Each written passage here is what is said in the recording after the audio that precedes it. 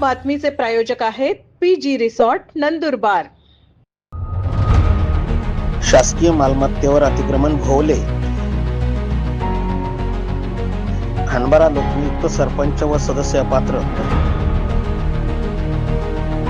नाशिक विभागीय आयुक्तांकडून जिल्हाधिकाऱ्यांचा आदेश कायम। जिल्ह्यातील नवापूर तालुक्यातील खांडबारा ग्रामपंचायतीचे सरपंच अविनाश गावित व ग्रामपंचायत सदस्य वृंदाबाई गावित यांना शासकीय मालमत्तेवर अतिक्रमण केल्याच्या कारणावरून अपात्र ठरवण्यात आले। या प्रकरणात नाशिक विभागीय आयुक्तांनी नंदुरबार जिल्हाधिकाऱ्यांचा आदेश कायम ठेवला आहे। त्यामुळे खांडबारा परिसरात राजकीय वर्तुळात मोठी खळबळ उडाली आहे। या प्रकरणात जिल्हाधिकारी नंदुरबार यांनी 10 ऑक्टोबर 2025 रोजी दिलेल्या आदेशानुसार सरपंच व सदस्य यांनी शासकीय मालमत्तेवर अतिक्रमण केल्याचे सिद्ध झाल्याने महाराष्ट्र ग्रामपंचायत अधिनियमातील तरतुदीनुसार त्यांना अपात्र ठरवण्याचा निर्णय घेतला होता।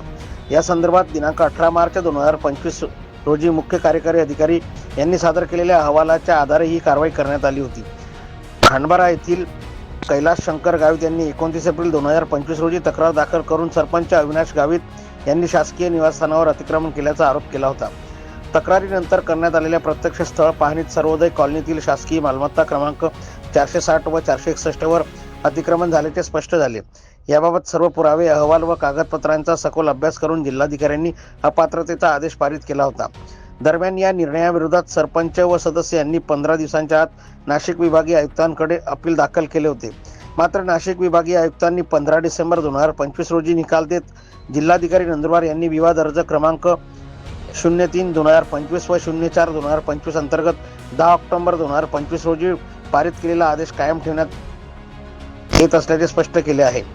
पुढील आदेश होईपर्यंत खांडबारा ग्रामपंचायतीतील सरपंच पदाचा कारभार उपसरपंच योगेश भगवान चौधरी यांच्याकडे तात्पुरते सोपविण्यात आला आहे।